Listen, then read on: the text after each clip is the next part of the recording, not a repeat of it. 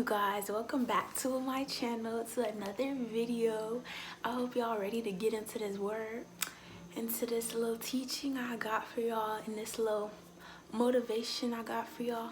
Somebody asked me, and he know who he is, he asked me to say what led me to get baptized. So I'll be going over what led to me getting baptized, because if you know me, I used to be out here doing my own thing, going to parties and stuff, and I was just not myself. So I'm gonna get into why I got baptized, making a change, how to make a change, and why do we go through so much.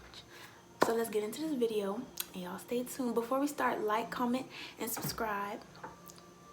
Hopefully I remember to turn the comments on this time, because last time I noticed that the comments were off. But yeah, make sure y'all follow me on Instagram in the description below, and let's get into it. So what led me to getting baptized is because I went through a lot, and I was just ready. I was sick and tired of being sick and tired, okay? I was sick and tired of being sick and tired. So when I got baptized, I felt this, just a change, you know what I'm saying? A change.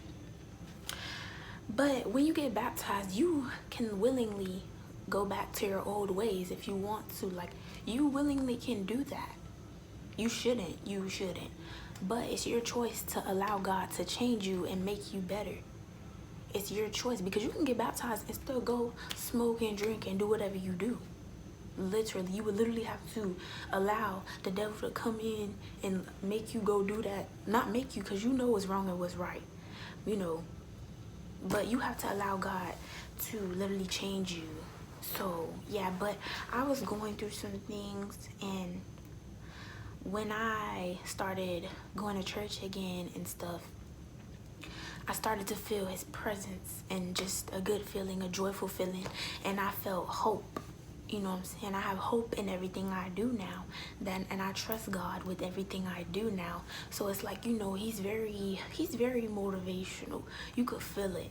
Even though he may not be here physically, spiritually, he's here. You know what I'm saying? And so I'm gonna share this with y'all. I decided to make this change because my mom is a big part of my life, and for my whole life she's been sick, so when all my siblings graduated, went to high school and graduated and stuff, it was just me and her. Whenever she would get sick, I'll call some family over.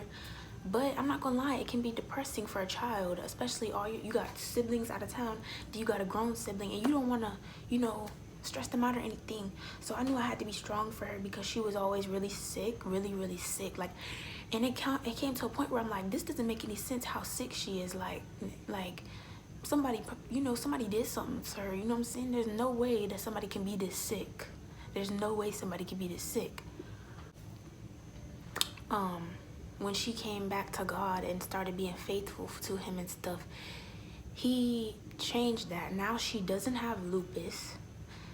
And when I tell y'all, she used to have seizures or whatever. She used to, that's the past.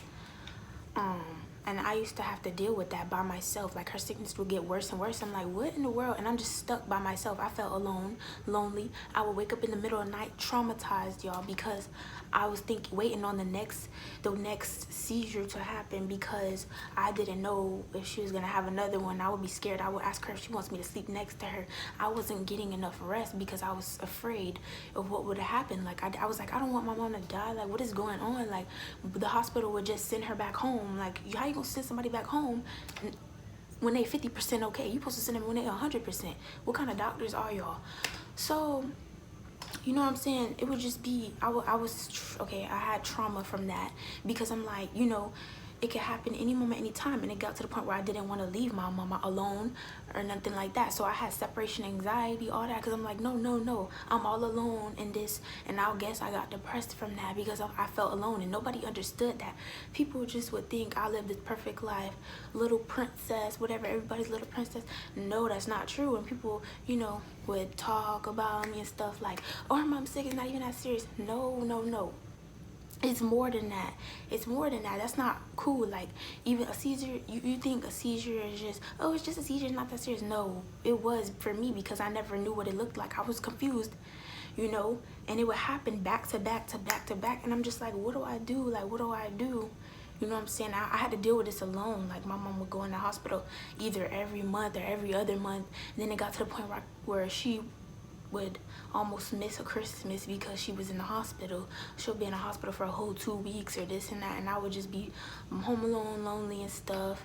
You know, I'll have family come check on me and stuff, and I'll be okay. I'm like, you know, so before seizures would happen, I would be, you know, rubbing her back, telling her it's okay, it's okay. You know, I'm here. I had to be strong for her, because if I'm panicking, she gonna panic even more, and it's gonna get worse, you know? So I had to be strong for her and stuff. She was really sick. It got to the point where she had seizures. When I tell y'all, God changed that. She don't have to go to the hospital. She hasn't been there. She hasn't had any, you know, and she hasn't had any seizures no more. That's changed. So what I want to tell y'all was, that is spirits. The enemy, the devil, he will use your health, your sickness against you. And when God changed that around for her, it made me think like, oh, okay, this is real life. This real life. Like, he really answered this. He really, you know, we had a pastor come and pray all that out of her. And it just, now I don't have to go through that. So I was like, I was just thanking God that he took that out, because I felt like it was a big responsibility. I was depressed. It got to the point where I didn't even get all my schoolwork done, and my grades was slipping. My 10th grade year, my grades was slipping really bad, and my GPA went down. I was like, oh my God, like, but now I have hope that God is bigger than that. So if anything like that would ever happen, he will always show up. God always shows up and show out in my life now. And I know that, you know, I could call on him for literally anything. Like, I used to feel like you just thank God and that's it in the prayer. Like, you can do way more than that. You can tell him anything. Anything you're going to cast all your burdens up to him. He will take care of it. Pray for it and it shall be done. You got to believe that it is done and you shall receive it. So that's what led me to getting baptized, because I'm like, this real life. Yeah, you know, Christ gave his life for me. It's only right if I give him my life back. You know what I'm saying? So I wanted to get baptized, and you know, now the Holy Spirit, you know, it's a good feeling. So yeah, I just dealt with my mom being sick and stuff, and it's more to it, y'all. And then it got to the point where she couldn't work. You know, she couldn't work and stuff, and wasn't making no money. So I'm like, well, what are we gonna do? How are we gonna stay somewhere? When I tell y'all, God shifted that. He shifted that. Y'all see, he always finds a way. So I wanted to get baptized and change my life, just, you know, because that's what he was waiting for, you know. Now I have hope. So how can we make changes? How can we make a change? Okay, you want to stop smoking, you want to stop drinking. That's the God in you. You know that stuff ain't right. That's the God in you telling you, you know this stuff ain't right. You know what I'm saying? Some people will be like, oh, I'm gonna stop smoking, but you hanging around the people that's smoking. You giving the devil access to make you tempted to smoke. That's like, you know. And then some people will be like, I don't smoke that much anymore, you know, I'll just do a little bit and then go, you know. And addiction is not hard to get rid of. For example, I had a really bad addiction to ice. I had a really bad addiction to ice from middle school and through high school, because I guess you could say anemia, whatever it is. It was to the point where I would eat ice instead of food. Yes, like crushed ice, all that ice. Especially in the summer, I was just eating ice. There would not be a day you would see me without a cup of ice. A big cup of ice. Like, it was really bad, and you know, that's not good for your iron and stuff like that. It takes discipline to really get rid of an addiction, but if you really want to make a change, and you blocking your blessings by doing all this stuff, that's not good. So if you want to make a change and stuff, you cannot say, oh, I'm gonna change, and then that's like me saying I'm gonna make a change, I'm not gonna be addicted to ice anymore, you know. And then I go and I thought, I'm not gonna lie to y'all, I almost let the devil tell me, you can eat a little bit of ice, that's it. You know, it's just a little bit of ice. It's not drugs or anything. It doesn't matter what kind of addiction it is. Either it's caffeine, you know, either it's coffee, whatever. Coffee, ice, smoking, drinking, crack, whatever, dope, whatever. Addiction is an addiction, and that's a spirit, and that's not of God. You know, So that's like me saying, oh, I'm on dope, I'm gonna go do a little, I'll just do a little bit. I got a taste for it, I'm gonna do a little bit and then go. No, you're tempted. You finna do the whole thing. You finna do all of it. You finna do everything. You going back to what you used to be. You cannot say, I'm gonna try to make a change and go back to something. You gotta literally stop yourself, pray about it, ask God to change you, but you have to allow him to remove the taste out of your mouth. And whenever you get these tormenting thoughts, you gotta know, no, okay? No, I'm trying to change for the good. You cannot be saying I'm gonna make a change and then going around people that's smoking and drinking after you told them you're trying to make a change. So why would you come around me with all that? No, you cannot say you're gonna make a change and be tempted, knowing you're not spiritually ready to be around stuff like that without being tempted. You know what I'm saying? So we gotta make a change sometimes, because if you don't do that, you know, you gotta decrease so God can increase. He'll replace that addiction with something else. You know, you gave that up for God. You know what I'm saying? Addiction is a spirit that's not of God. So I had to really chop off ice. I used to tell myself, I'm gonna just eat a little bit. Like, I'm not gonna lie, I got better with my addiction. I wasn't eating as much ice as I used to in middle school, but I had to chop it off completely, because that's still an addiction. I would eat a little bit every day. That's an addiction. You cannot do that. That's so yeah. I had to give up eating ice and stuff because it got so bad. And ice, yeah, I know some people are looking at me crazy, but ice is not good to be eating all the time. It lowers your iron level. It's not good for you. It's not good for you. If you look it up too, it's not. And it's not good for your teeth anyways. So yeah. So why do we go through so much things? Why am I going through this? Why am I going through that?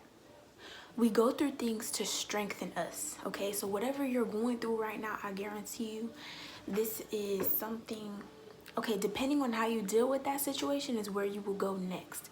If you deal with that situation the right way, I'm guarantee you that God is going to place you somewhere else, okay? In Proverbs 24:10, it says, if you faint in the day of adversity, your strength is small. Okay, so when you're going through something, your strength is small. Why is your strength small? Why is your faith down here? Because we need to be taking that problem and bringing it to God. We're not supposed to be just sinking in our problems and being all depressed. We need to know that God is bigger than this situation, okay? So I'm going to get down on my knees, pray, and wait for it. And this too shall pass, you know? So I'm going to wait for my blessing to come, and I'm going to believe that I'm going to receive this blessing, right? So sometimes we may go through things to strengthen us, okay? Sometimes we go through things to strengthen us. So you got to have patience. Okay, we go through stuff to strengthen us. You just need to trust in God. People struggle with lack of patience, though, with their blessing. Patience is what builds our spiritual muscles. Okay, patience, it gives us strength. Patience, it helps. You need to learn to be comfortable in the midst of it all. Okay, you need to be humble. You need to let go and let God. You need to be comfortable in this situation. You need to be comfortable. Why are you so jumpy? You need to know that God is here and he's handling it for you. You need to pray, give it to him, stop stressing about it, let go and let God. Okay, decrease so God can increase. Okay, decrease, give it up to him so he can give you strength and hope and just feel his presence. Okay, so not only that, you waiting on your own house, this and that. At least you're not on the street poor. You need to thank God for what you have now. Don't rush your blessings. You gotta, you know, and there's some people that will hoard things, like hold on to stuff, old stuff, maybe a whole bunch of clothes from a lost family member that passed on. You know, now that person thinking about this person every day. That's bondage, okay? Okay, the devil is using that to keep you depressed because you're upset now and you're depressed. Like, what am I doing? My loved one is gone. You know, you need to accept the fact that that person is gone. Let go and let God. Get rid of that stuff that's holding you back from moving forward. You know, people will hold stuff, keep adding a collection of stuff in their house, buying stuff, and now their house is just a mess, got stuff everywhere. God, you know, you need to clean up your house so God can bless your house, okay? Decrease so God can increase. Okay, you got to let stuff go. Let me share something with y'all. Me and my mom, you know, She used to have, you know, her ex or whatever. We were living with her and her ex, okay, right? And, you know, we gotten, you know, eviction, I guess, getting kicked out, whatever, and they're no longer together, okay? So we had to put all our stuff in a storage and go live with another family member. And it was just one day where my mom couldn't afford to pay the you know how you have to pay for storage unit. She couldn't pay it, so we lost all that stuff. They took all that to the dump from the storage place. The people, they just threw all of our stuff out the unit and gave it to somebody else, gave our space to somebody else, of course, because you gotta pay up. You can't, that stuff ain't free. You can't just put your stuff in there and not pay up, you know, for someone else's space. So we lost a lot of stuff. I was upset because I lost a lot of stuff, but I had to realize, you know, it's okay. You know, God's gonna give me something better. God was trying to teach us in that moment that all these Coach bags and stuff that we have, and like Michael Kors and these Jordans and stuff that I had in storage at the time, and furniture, that, you know, the lavish stuff that I had in my old room, you know, that I lost, that I'm living with another family member now that I lost. I valued that stuff too much. I valued it so much that I didn't even recognize God. I was so much like, oh my gosh, these shoes is like, I need this, or this Coach bag and this Michael Kors backpack and this and that. I valued that stuff too much over God. So in the midst of all of that, we got our own place now, and God replaced all that stuff, that furniture stuff. Now we got new stuff, okay?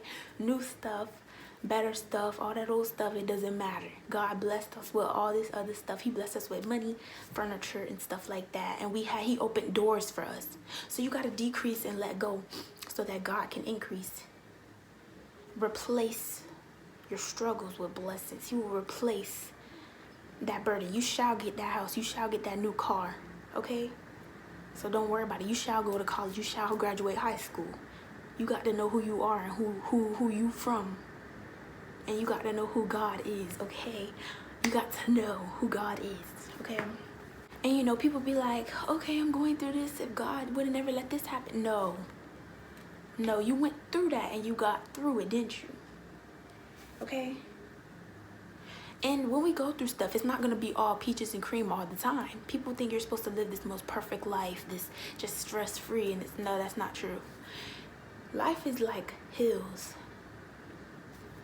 You get up, then you go through something, you go down. We're going to have our ups and downs. It's like the mountains. We're going to have our ups and downs, you know what I'm saying? It can be emotional too. It can be emotional, but do you control your emotions or do they control you? That's the question. Do you control your emotions or do they control you? Do you allow yourself to be sad or do you allow yourself to have faith that God's going to take care of it? Do you allow yourself to be depressed or do you allow yourself to tell God that He's bigger than that? Fruit doesn't grow on the mountains. It grows in the valley, okay? You know, it grows in the valley. You'll be doing good. You'll be doing good and then you go through something. Then you'll be doing good. You go through something, you know, like the mountains. Up, down, up, down, up. Let me stop that. Up and down. You know, you ups and downs. We're going to have those. You're not going to live this most perfect life. You're going to be happy one moment. Then you're going to be... But you got to pray with God even through the storm and thank Him through the storm that He kept you through the storm. You got to let God know, thank you, because without you, I could not get through this. And then when we get our blessings, remember to thank Him. Don't just get it and be all, you know, boastful with it. Like, you got to learn how to boast in God, though. You got to learn how to boast in God. Thank God, like, God did this for me, man. You know what I'm saying? You got to have that energy. And even though you're going through something, you still got to thank God. You know, even though it's the enemy attack you, you got to thank God and keep showing the enemy that no, he cannot have you, and that you still got faith and God's going to take care of it. And He's going to take care of it eventually. You cannot be allowing yourself to just be depressed all the time. You need to pray. You start crying. You start getting lost in your thoughts. You need to pray. You cannot go to sleep with that on yourself because you're going to wake up with it on your mind and you're going to wake up stressed. You don't want that. So it's not going to be all peaches and cream and apple pie and blueberry pie. It's not going to be that all the time. Okay, it's going to be dirt, worms, okay, flies sometimes. It's going to be that sometimes. And Another thing, you gotta, even with other people you go through stuff and stuff, people you got into arguments with, people that were a part of your life that just hurt you in a way, you gotta learn to forgive those people. Because if you're carrying unforgiveness in your heart, you're blocking your business, because you're blocking your blessings. Sorry, you're blocking your blessings because you're still holding on to something. You holding on to something that somebody else did when you should have just talked it out and prayed about it and let it go. You know what I'm saying? But you still holding on to this. Why can't you hold on to this? That's a spirit. You know why you still holding on to stuff? You got all this weight on you, and you think you finna move on. You cannot move on if you still holding on to stuff. You got something with somebody else. You have to be understanding as to why that person did what they did, and why they said what they said, and why they chose to do this or that towards you. You got to be understanding. You got to be understanding that people are hurting, and so are you. But you got to understand, self-reflect, self-examine yourself. Were you once like this? Did you ever hurt somebody by saying something? Did you ever hurt somebody? You know, you got to understand, even if you don't think you did, you probably did, and you don't know it. You don't know who you hurt. They probably didn't even say anything to you. You probably hurt them, and they're not saying anything.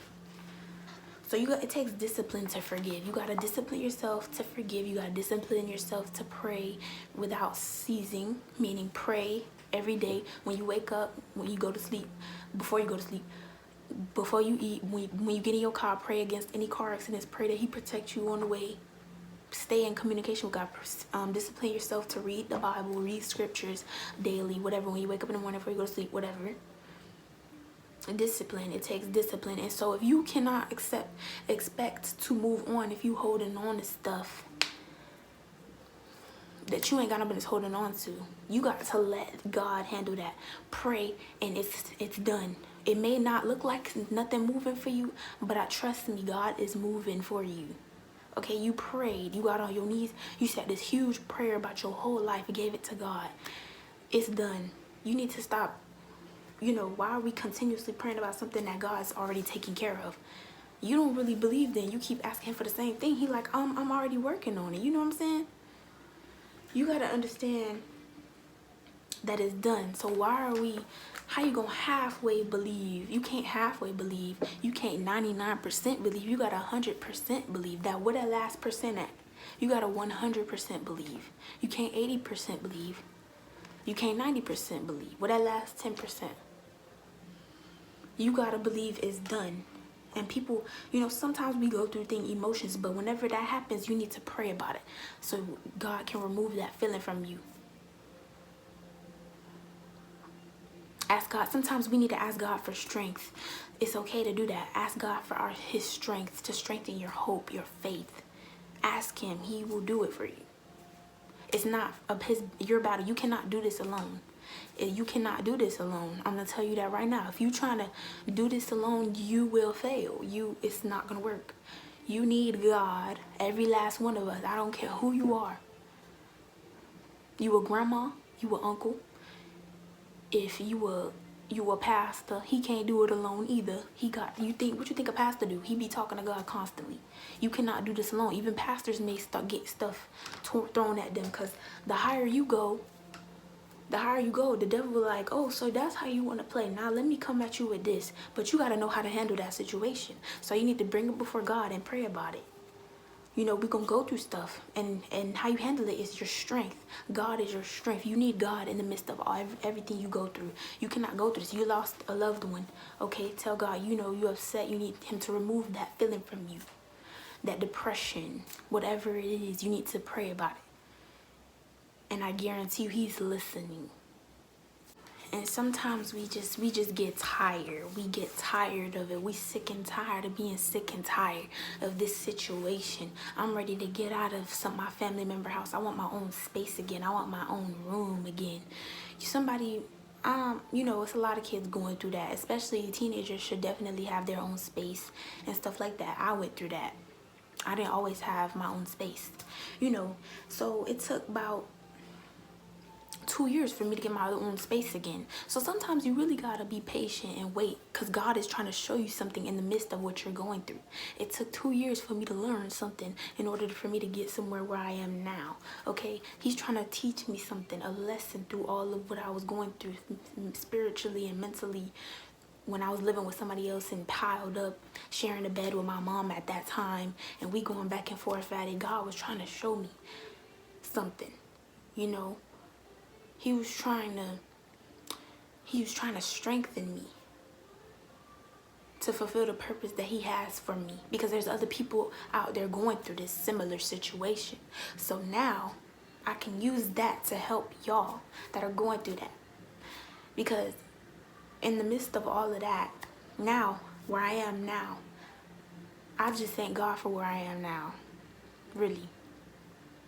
So we're gonna go through that to strengthen us, that area, and then God's gonna switch it over. He's gonna, how you deal with that situation, like I said, is where you're gonna be the next. It's how you're gonna get to the next level.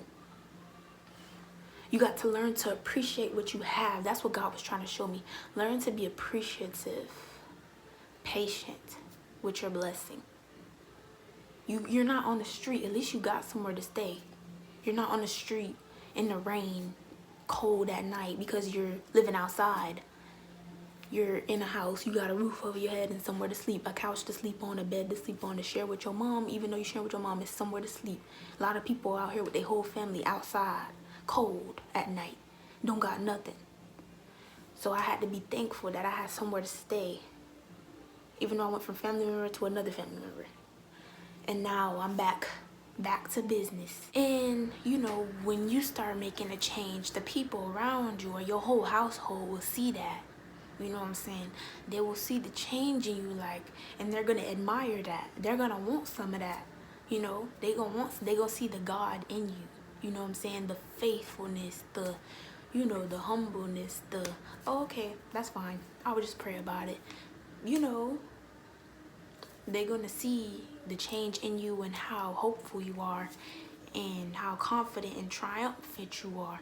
They're gonna admire that. So you're gonna also, not just you, not just God, not just working on you, but he working on you to work on somebody else. You got other people wanting to be confident and spiritually where you are. So now they look up to that and they admire that. So now God using you as a vessel to bring them to where you at. So not just you are doing this, not just you are going somewhere, but you're also helping somebody else to get from the situation they're in. And so that's basically what I wanted to tell y'all, and I want to share this scripture just to close out with y'all. This is James chapter 4 verse 8. It says, draw near to God and he will draw near to you. So you praying to God, okay? You need to trust he is hearing you. He seeks you, he sees you. He sees everything that you're going through. He sees it all. So you draw near to God, and he sees that you're hungry.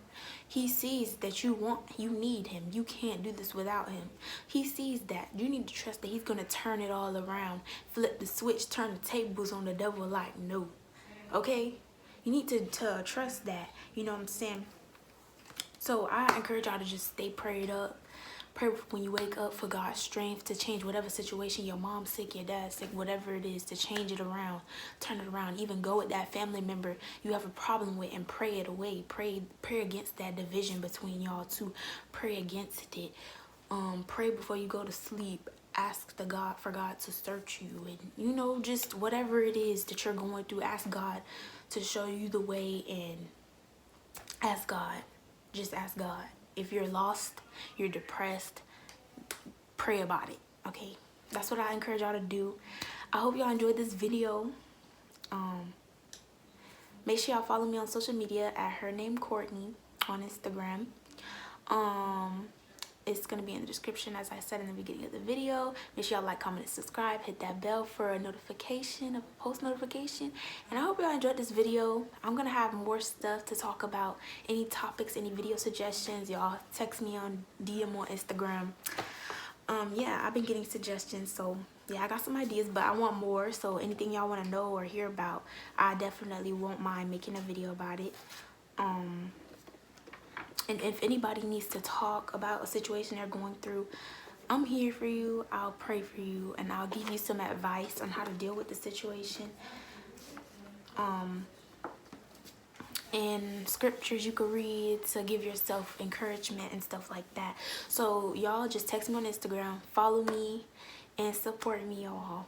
And yeah, I hope you guys stay blessed, stay prayed up. Like I said, whatever you're going through, God is going to turn it around. You're about to get blessed. I'm going to speak that into existence. Lord God, these people who are watching my video right now, or whatever time they're watching it, Lord God, just bless them, Lord. Bless them, whatever they're going through.